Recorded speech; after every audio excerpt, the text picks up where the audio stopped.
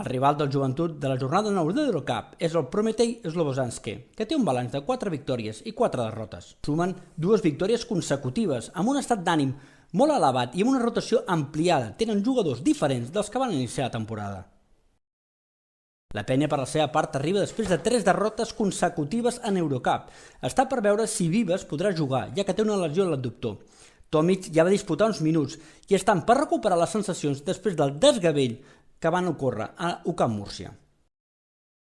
Els punts forts de l'equip d'Ucrània són el primer en rebot ofensiu, 14 per partit, el tercer en taps, 3,4, demostrant una gran potència, una gran intimidació tant a les dues bandes del cistella.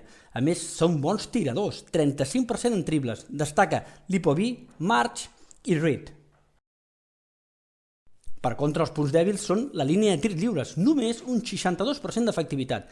Defensivament tenen molts forats, encaixen 88 punts en contra.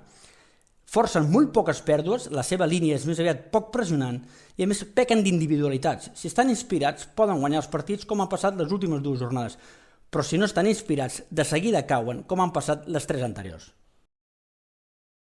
Les claus de la Penya ha de ser defensar molt bé. Ells no van a pressionar els tiradors i si tenim un bon rendiment del 6,75 podrien treure avantatge.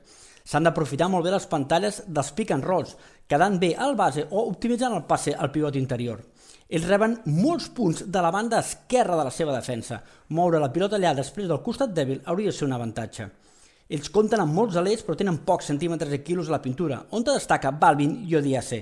Segurament carregar amb Cook, Prey i Tomic podria ser un avantatge. S'ha de dividir la zona, s'ha de fer rotacions i s'ha d'estar tranquil. Es juga a casa i la Penya ha de fer servir el factor pista a favor. Durant recupera efectius i cada vegada jugaran millor. Pensar que Cook, Thomas i Andrews tornen a jugar junts hauria de ser un avantatge.